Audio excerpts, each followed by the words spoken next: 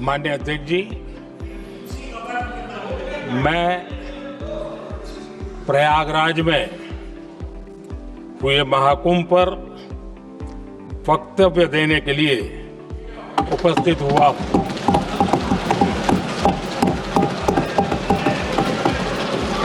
आज मैं इस सदन के माध्यम से कोटि कोटि देशवासियों को नमन करता हूं, जिनकी वजह से महाकुंभ का सफल आयोजन हुआ।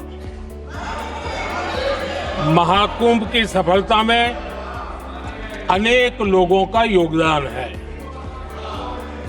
मैं सरकार के, समाज के सभी कर्मयोगियों का अभिनंदन करता हूं।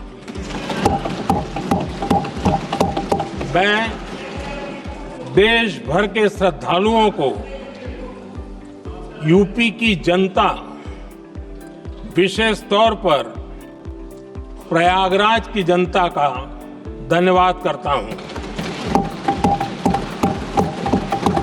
अध्यक्ष जी, हम सब जानते हैं गंगा जी को धरती पर लाने के लिए एक भगीरथ प्रयास लगा था।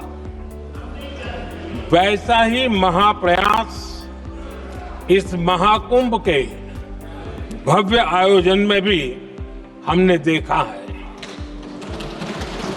मैंने लाल किले से सबका प्रयास के महत्व पर जोर दिया था।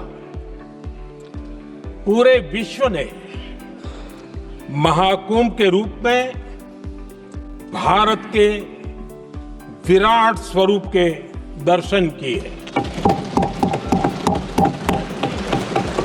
सबका प्रयास का यही साक्षात स्वरूप है। ये जनता जनार्दन के संकल्पों के लिए, जनता जनार्दन की श्रद्धा से प्रेरित महाकुंभ था। आदरणीय अध्यक्ष जी, महाकुंभ में हमने हमारी राष्ट्रीय चेतना के जागरण के विराट दर्शन किए हैं। ये जो राष्ट्रीय चेतना है, ये जो राष्ट्र को नए संकल्पों की तरफ ले जाती है, ये नए संकल्पों की सिद्धि के लिए प्रेरित करती है। महाकुंभ ने उन शंकाओं आशंकाओं को भी उचित जवाब दिया है जो हमारे सामर्थ्य को लेकर कुछ लोगों के मन में रहती है। अध्यक्ष जी, पिछले वर्ष अयोध्या के राम मंदिर प्राण प्रतिष्ठा समारोह में हम सभी ने ये महसूस किया था कि कैसे देश अगले 1000 वर्षों के लिए तैयार हो रहा है।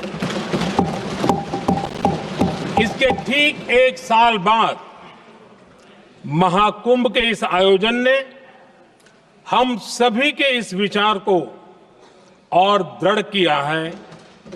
देश की ये सामूहिक चेतना देश का सामर्थ्य बताती है।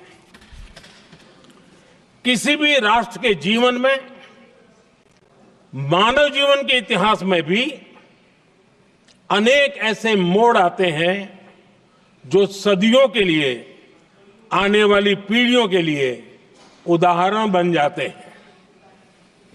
हमारे देश के इतिहास में भी ऐसे पल आए हैं जिन्होंने देश को नई दिशा दी, देश को झकझोर कर जागृत कर दिया। जैसे भक्ति आंदोलन के कालखंड में हमने देखा कैसे देश के कोने कोने में आध्यात्मिक चेतना उभरी। स्वामी विवेकानंद जी ने शिकागो में 1 सदी पहले जो भाषण दिया, वो भारत की आध्यात्मिक चेतना का जयघोष था। उसने भारतीयों के आत्मसम्मान को जगा दिया था।